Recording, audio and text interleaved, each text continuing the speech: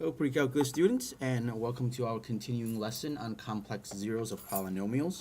And so far, we've worked a little bit with complex solutions. We've got some complex solutions here to a quadratic. We've got a cubic function that's been factored all the way down using some complex numbers in the process here. And before we go on further, again, our goal is to be able to do this for pure real and for complex solutions. But before we go further, let's review a little bit what a complex conjugate is. So if z, this is some number, is equal to a plus bi, then the complex conjugate is a minus bi.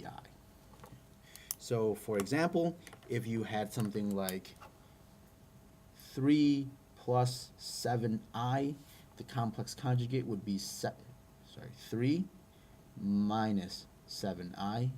If you had something like 2 minus 5i, then the complex conjugate is 2 plus 5i. So it basically just means you take the original number.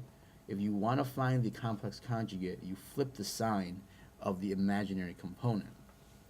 Now, it's important to see why this is useful. And one of the things I want to show you is that, we define this complex conjugate, but why do we bother to define it this way? Why don't we negate both the real and the imaginary terms? Well, let's see what happens when you multiply a number and its complex conjugate. So what if I did 3 plus 7i times 3 minus 7i? Let's use that as our example. 3 plus 7i times 3 minus 7i. Well, we're going to have to FOIL, and this gives you 9. The first terms gives you 9. The outer terms gives you negative 21i. The inner term gives you positive 21i. And then the last terms give you negative 49i squared. Okay. But this actually simplifies quite quickly and quite nicely for us.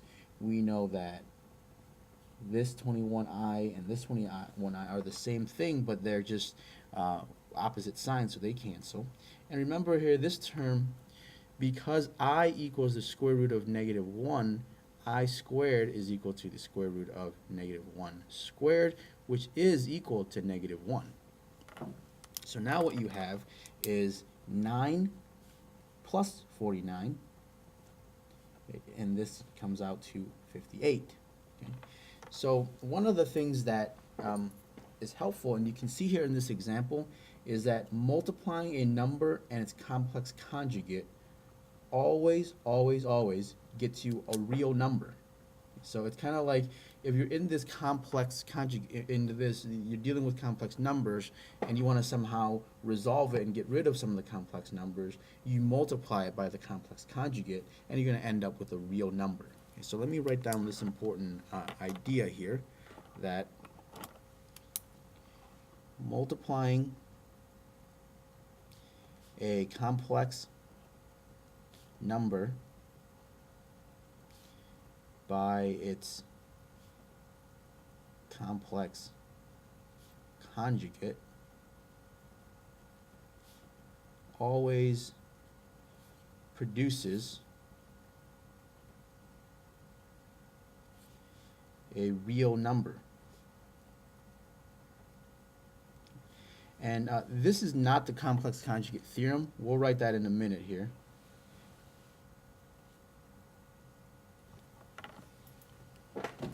But I just wanted you to see here that if you take a complex number and you multiply it by its complex conjugate, you will always end up with a real number. Okay? And that's going to be very significant for us as we move forward in this lesson, as we deal with higher order polynomials that have complex solutions.